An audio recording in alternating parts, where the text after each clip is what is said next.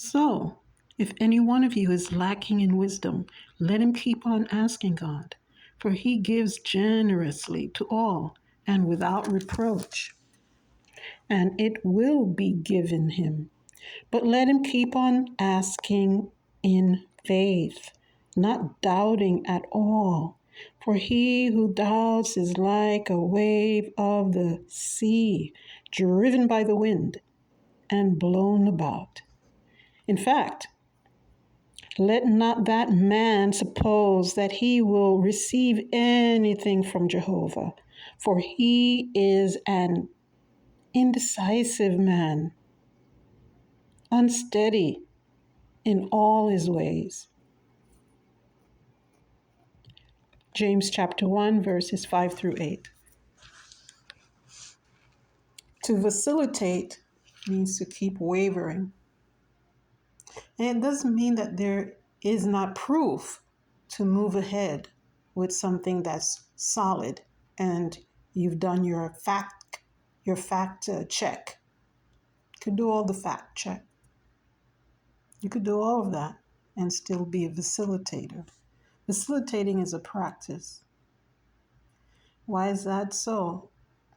I believe it's that a person wants to have a comfortable cushion and have wide acceptance at all times. So they're quick to bail out or to change sides, is what a facilitator usually does. They don't like bailing out because it means that's losing. They don't like losing. They just like to be surfing the wave on whichever side is having the wave. If you're not having your peak, they're gone. When you have your peak, they're back. So they jump back and forth. Not that they can actually succeed that way.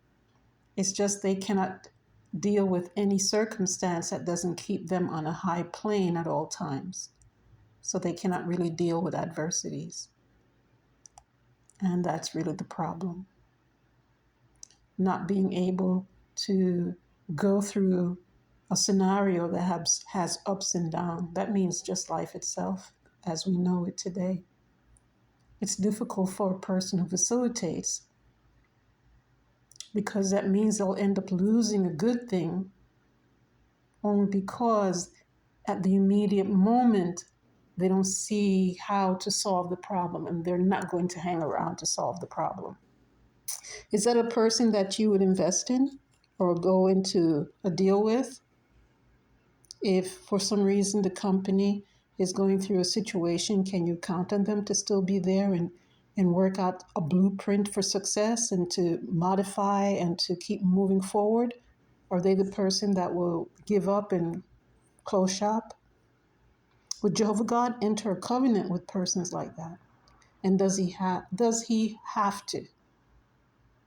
There was a time when Jehovah God was preparing for the advent of the Messiah and making sure that he can produce that Messiah. That's his word, his promise in Genesis 3:15.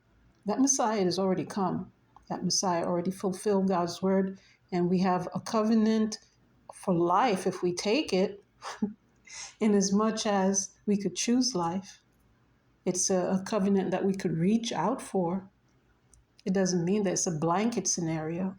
We have to do certain things, Micah 6:8, to love and exercise justice, love and exercise kindness, to love Jehovah God with a complete heart and to walk modestly with him.